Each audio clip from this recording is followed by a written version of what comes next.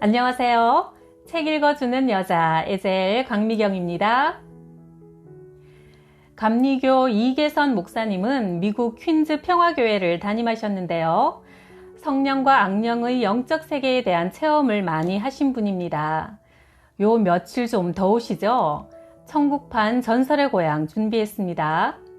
제목이 좀 도발적인 대형교회가 망해야 한국교회가 산다 중에서 들려드릴게요. 서평택 안중 근처 기름리 교회로 부흥회를 인도하러 갔다. 기름리 교회는 산 끝자락 끝에 서 있었고 한눈에 봐도 용의 덩치 끝을 타고 앉은 형세였다. 양쪽으로 동네가 있었다. 터가 무척 세겠구나. 기름리 교회는 집회 기간에 성령의 역사가 강했다. 부흥회를 마친 토요일 아침 이계명 권사댁으로 아침 식사를 하러 가는데 그 집 앞에 아름드리 나무가 장승처럼 버티고 서 있었다. 이 나무가 보통 나무가 아니군요. 귀신나무 같소. 목사님이 잘 보셨어요. 저도 이 나무 속에 여자 귀신들이 숨어 있는 꿈을 꾼 적이 있습니다. 나무를 노려보며 담임 김 목사가 말했다. 아침 식사를 하면서 나는 권사에게 그 나무를 베어버리자고 했다. 교회 안 나가는 권사 남편이 펄쩍 뛰었다. 아이고 목사님, 벼락 맞을 소리 하지 마세요. 그 나무는 보통 나무가 아닙니다. 무당들의 떡을 먹고 사는 동네 수호신입니다. 베기는커녕 나무에 손만 대도 저주가 내리는 아주 영험한 나무라고요. 그러니 베어버려야죠. 불신자에겐 수호신이 되지만 예수 믿는 권사님 댁에는 복이 들어오는 걸 문 앞에서 가로막아 버리는 저주의 나무랍니다. 이 나무를 베어버리면 무당들이 맥을 못 추고 그 대신 권사님 댁은 그저 대문만 활짝 열어놓고 있으면 저절로 복이 들어올 겁니다. 부흥 강사의 복이 임한다는 설교에 권사 남편은 순순히 나무 베기를 허락했다. 그런데 어찌된 셈인지 부흥회가 끝나고 열흘이 넘도록 나무를 베어버렸다는 연락이 없다. 기막힌 사연이 벌어진 것이다. 김 목사가 교회 청년들을 모아서 벌목단을 만들고 나무를 베려고 달려들었는데 어찌된 셈인지 톱질을 할 수가 없었다. 톱이나 도끼를 들기만 하면 벼란간 설사가 나고 머리가 아프고 집에서 급한 연락이 오고 자꾸만 이런저런 일이 생기는 것이다. 처음엔 무심하게 생각했다가 이게 나무가 요술을 부리는 걸로 알게 되자 겁을 집어먹고 모두 발을 빼버렸다. 그래서 못 빼고 있다는 것이다. 나의 독촉을 받은 김 목사가 죽기 살기로 덤벼들었다. 한나절이 걸린 톱질, 도끼질 끝에 드디어 나무가 쿵 하고 쓰러져 버리고 말았다. 야, 시원하게 베어버렸구나. 그런데 그 순간 이상한 일이 벌어졌다. 멀쩡하던 김 목사가 그만 벙어리가 되고 만 것이다. 동네 사람들은 나무신의 저주가 내렸다고 수군댔다. 하루가 지나고 며칠이 지나도 여전했다. 말이 안 나왔다. 주일이 왔다. 벙어리가 된 채 주일을 맞이하는 김 목사의 심정은 참담했다. 원수막이 모두 예수 이름으로 쫓겨간다고 찬송을 했는데 나는 나무 귀신 하나 못 이기고 벙어리가 되다니. 오 하나님, 내 입은 벙어리가 되어 한마디도 할 수 없으나 당신은 내 마음의 기도 소리를 들으시겠지요? 오늘 주일 예배 강단에 올라가서 벙어리 설교라도 하겠습니다. 저를 지켜주소서. 강단에 오른 김 목사는 속으로 외쳤다. 말이 나오든 말든 들리든 말든 전에 늘 하던 대로 하리라. 자, 이제부터 주일 예배를 시작하겠습니다. 다 같이 묵도합시다. 비록 들리진 않았지만 속으로 큰 소리로 예배 개회를 선언하면서 강대상 위에 있는 종을 두드리려고 했다. 교인들의 눈에는 금붕어가 입을 벌리고 물 먹는 모습으로만 보일 뿐이었다. 그런데 땡 소리가 울리는 순간 기적이 일어났다. 입이 열린 것이다. 황금종 소리에 하늘문이 열리듯 땡 소리에 김 목사의 입이 열려버린 것이다. 그날 주일 예배는 자체 부흥회가 돼버렸다. 울고 웃고 성령을 체험하고 갖가지 은사가 충만했다. 그러자 기름리 동네에 이상한 일들이 벌어지기 시작했다. 무당들이 맥을 못 추고 사당이 절로 무너져 내렸다. 온 동네가 시름시름 앓더니 교회로 몰려오기 시작했다. 이 목사님, 부흥회 끝난 지 한 달 만에 꼭 2배로 부흥됐습니다. 김 목사의 연락을 받고 나는 할 말을 잃어버렸다. 오 주여, 나도 벙어리가 되게 하소서. 마귀를 이기고 권능이 내릴 때까지는 자랑도 불평도 삼켜버릴 수 있는 벙어리 목사가 되게 하소서. 용의 엉치 끝에 매달려 마귀와 싸우던 기름리 교회가 드디어 용을 정복해버린 것이다. 전설의 고향에 나오는 신화가 아니다. 1980년대에 있었던 이야기다. 30년 전을 회상하면서 이 글을 쓰고 있는데 멀리 샌프란시스코에서 기름리 교회의 담임 김종철 목사의 전화가 걸려왔다. 형님, 미국 여행 마치고 한국으로 떠나기 전에 전화드립니다. 제가 서울 연서천 교회로 옮겼어요. 언제 오셔서 또 한 번 벙어리가 되게 해주세요. 경남 밀양 팔복산 기도원을 향해 부산에서 출발한 자동차는 즐거움이 넘쳐 흘렀다. 팔복산은 600m 높이의 원래 이름이 화악산인데 여름에도 얼음이 어는 얼음골이 있어 유명하다. 산중턱에 오르면 땅에서 김이 모락모락 올라오는 웅덩이를 만난다. 그곳에는 한여름인데도 얼음덩이가 수북히 쌓여 있다. 그 웅덩이 옆을 통과하면서 화악산 계곡을 흐르는 골짜기가 얼음골이다. 얼음골을 흐르는 물은 신기하게도 날씨가 더울수록 더 차갑다. 흐르는 물 속에 발을 담그고 있으면 한여름의 무더위가 순식간에 달아나 버리고 3분만 지나면 전신이 얼어붙는 듯 하다. 얼음골 흐르는 물에 1시간쯤 수박을 담가뒀다가 꺼내 먹으면 천하에 그렇게 시원한 피서가 없다. 얼음골 상류에 팔복산 기도원을 세우자 사람들은 화악산을 아예 팔복산으로 불렀다. 팔복산에서 은혜도 받고 얼음골에서 피서도 하면 얼마나 좋은가. 1977년 내가 35세로 부산에서 목회하고 있을 때 40일 금식 기도를 한 부흥사 중심으로 부산 복음 선교회를 만들었는데 나는 막내였다. 그때 나는 2주일 후에 있을 교단 연합집회 강사로 뽑혀 답답해하고 있었다. 부흥회 경험이 별로 없었기 때문이다. 마침 산기도를 떠나는 복음 선교회 팀에 끼어 팔복산 기도원으로 준비기도차 가게 되었다. 5명의 목사들은 소풍 가는 어린애들처럼 즐겁기만 했다. 부산을 벗어나 신나게 산길을 달리는데 갑자기 병아리만한 꿩새끼 5마리가 도로 위에 나타났다. 그대로 놔두면 차바퀴에 치일 판이다. 저걸 어쩌나 하는데 어디선가 어미꿩이 나타나 새끼들을 급히 도로 아래로 모는 것이다. 그런데 운전하던 목사가 어미꿩과 새끼꿩을 한꺼번에 잡겠다는 심보로 억세게 엑셀을 밟아버렸다. 순간 퍼덕 소리가 나면서 어미꿩은 차바퀴에 깔려 죽어버렸고 새끼들은 그 사이를 뚫고 용케 빠져나가 살아날 수 있었다. 목사들은 꿩을 잡았다고 좋아하는데 나는 우울해졌다. 불길한 징조다. 뱀에게 칭칭 감긴 꿩을 선비가 구해줘서 장원급제했다는 전설의 고향 같은 이야기가 있었지. 새끼들을 구하려고 차 앞으로 뛰어든 어미꿩을 목사들이 잔인하게 죽여버렸으니 이를 어쩌지? 아니나 다를까 얼마 안 가 비가 억수로 내리더니 뻔한 길을 헤매기 시작했다. 버스로 가도 1시간 반이면 충분한 길을 자가용으로 5시간이 넘게 걸렸다. 밤이 늦어 겨우 얼음골로 들어섰다. 얼음골부터는 차를 타고 가는 게 아니라 밀고 가야 했다. 낑낑거리며 차를 밀고 있는데 어둠 속에 숨어있는 얼음골 계곡에서 벼랑간 음습한 광풍이 올라오더니 내 등을 후려치는 것이다. 아하, 이 골짜기의 마귀 역사가 세구나. 나도 모르게 소름이 끼쳐왔다. 악전고투 끝에 올라온 팔복산 기도원은 형편이 없다. 팔복은커녕 어느 것 하나 제대로 된 시설이 없었다. 원장 혼자서 폐가처럼 쓸쓸한 기도원을 홀로 지키고 있었다. 8년 전 기도원을 짓고 해마다 산상 부흥회를 열었단다. 첫 해에 400명이 모이더니 다음 해는 200명, 100명, 40명으로 해마다 줄어들어 부흥회를 그만둔 지 4년이 됐다고 한다.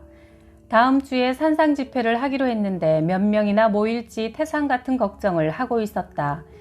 기도원 자리에는 원래 고려시대 큰 절이 있었다고 한다. 주위 경관은 아름다웠다. 기암절벽이 얼음골 좌우로 늘어서 있고 크고 작은 폭포가 밤에도 천둥 소리를 내며 흐르고 있었다. 폭포가 떨어지는 곳에 50평짜리 용지연이 장관이다. 수심을 알 수 없을 정도로 깊고 푸른 용지연은 용이 살다가 승천하였다 하여 용지연이라 했다. 내가 물 가운데로 헤엄쳐 나가니 원장이 뒤에서 소리를 친다. 목사님, 위험합니다. 여기서 많은 사람이 수영하다 죽었어요. 이상하게도 목사님, 장로님 자녀들이 많이 죽었답니다. 그 말을 들으니 깊고 푸른 물이 죽음의 아가리처럼 무섭게 보였다. 이튿날 밤 12시에 우리는 금식 중인 한 명을 빼놓고 철야 기도를 하러 얼음골 골짜기로 나갔다. 금식 중인 목사가 이상하게 가지 말라고 자꾸 말린다. 골짜기 위로 70m 길이의 다리 위에 목사들이 둥글게 모였다. 나는 호젓하게 기도하고 싶어서 멀리 떨어져 혼자 무릎을 꿇었다. 주여 소리 삼창 후 부르짖어 기도하기로 했는데 이상하게 주여 소리가 들리지 않았다. 어찌된 셈인지 모두 모포를 뒤집어 쓴 채 죽은 듯 엎드려 있기만 했다. 나 혼자라도 부르짖자. 두 손을 쳐들고 주여를 외치려는데 이게 웬일인가? 팔이 갑자기 천근만근으로 무거워지면서 올라가지 않는 것이다. 한참 버둥거린 끝에 겨우 팔을 올렸는데 이번엔 입이 떨어지질 않았다. 그래도 억지로 주여를 부르짖는데 주여 소리를 듣고 뭔가 달려오는 게 있었다. 검은 구름 같은 힘이 덮쳐버릴 듯 몰려오더니 구름 속에서 갖가지 형상의 마귀가 나타나 내 목을 누르기 시작했다. 아하, 이놈들 때문에 목사들이 기도를 못하고 있구나. 그리고 이놈들이 기도원을 장악하여 사람이 안 모이게 하고 물에 빠져 죽게 만드는구나. 내 성령검으로 오늘 대결하리라. 나는 높이 쳐들고 기도하던 손을 성령검으로 사용하여 마귀의 목이며 허리를 단칼에 잘라버렸다. 그러나 잘려도 다시 붙는 손오공의 머리처럼 마귀는 죽여도 다시 살아나기만 했다. 사천대왕, 중의 화상, 물에 빠져 죽은 귀신하며 얼음골의 악령들이 총 출동하여 악머구리처럼 달려드는데 싸워도 중과 부적이었다. 퍼뜩 지혜가 떠올랐다.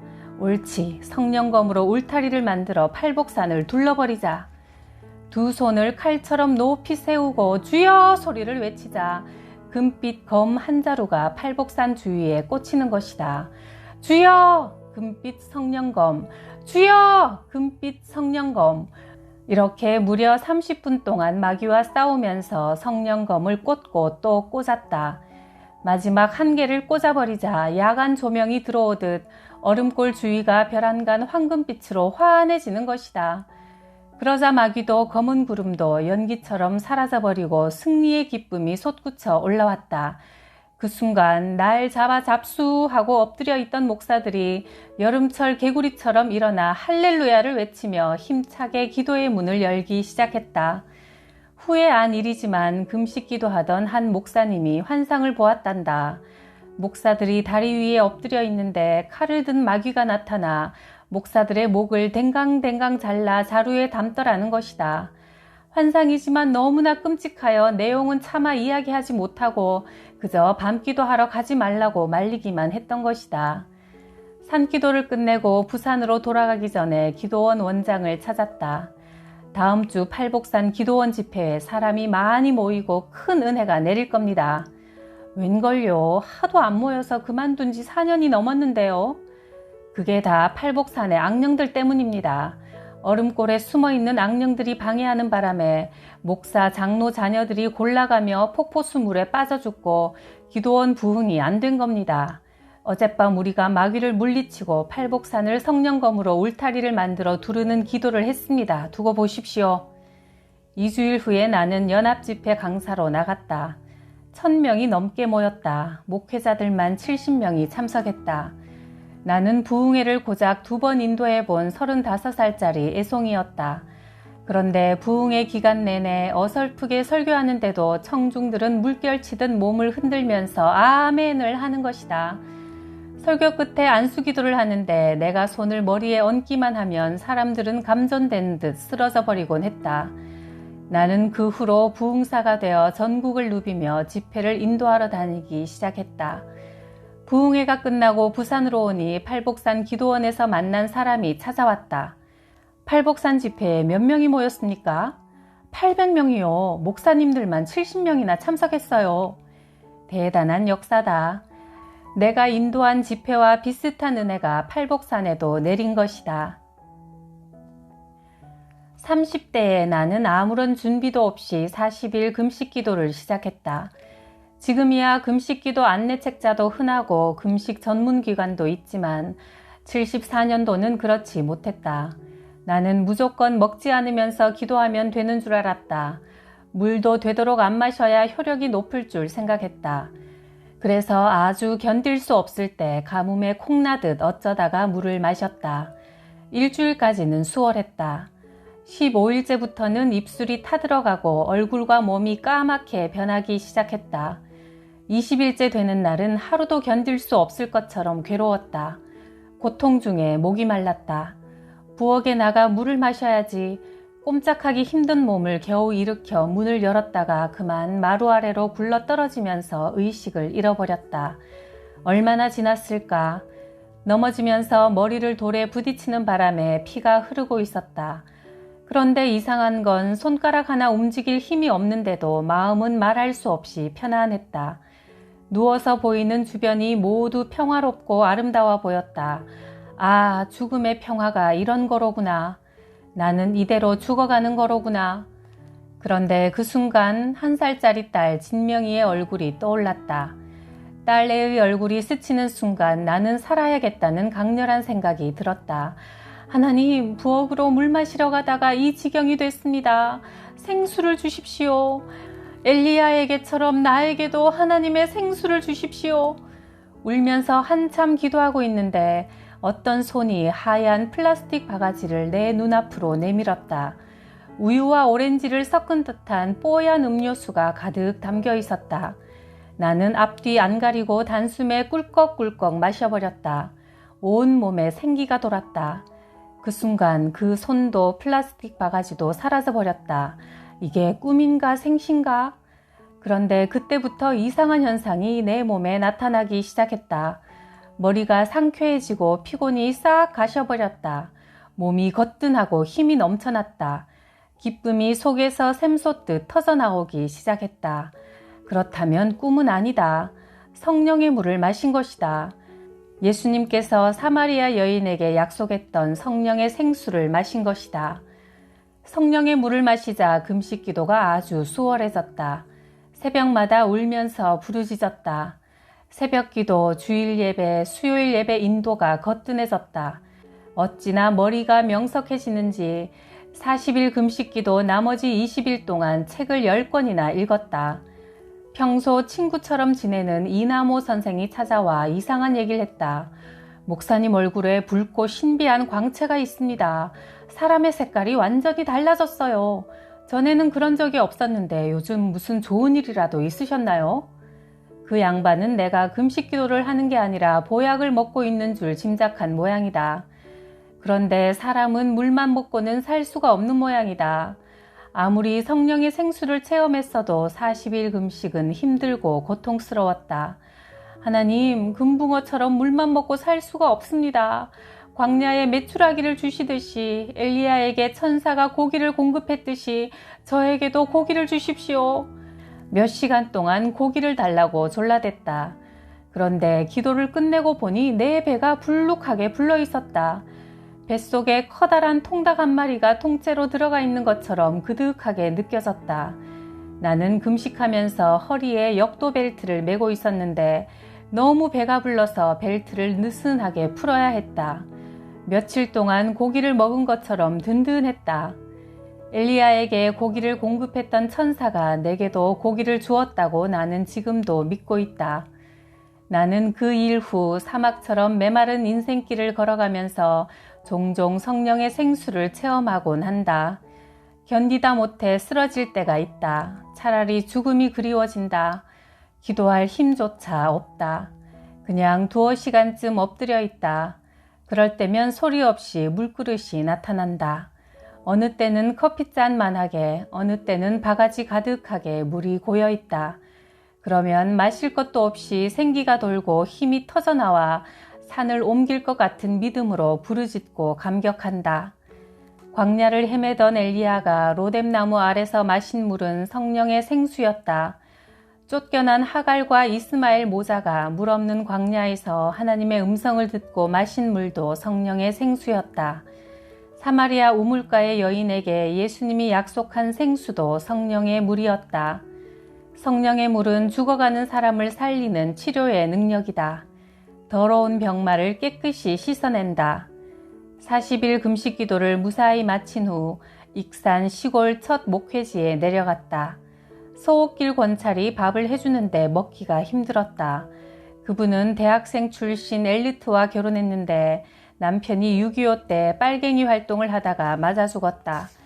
그녀도 심하게 그때 매를 맞아 코가 일그러지고 썩어서 심한 축농증을 앓고 있었다. 전주 예수병원에 가봤으나 이마까지 썩어서 수술할 수가 없단다. 그런 서건찰이 밥상을 들고 오면 축농증 썩은 냄새가 방안을 진동했다. 밥을 먹기가 역겨웠다. 철야 기도를 하는데 교회 안에도 축농증 냄새가 코를 찔렀다. 금식으로 쇠약해진 목사를 위해 서건찰이 철야 기도를 하러 온 것이다.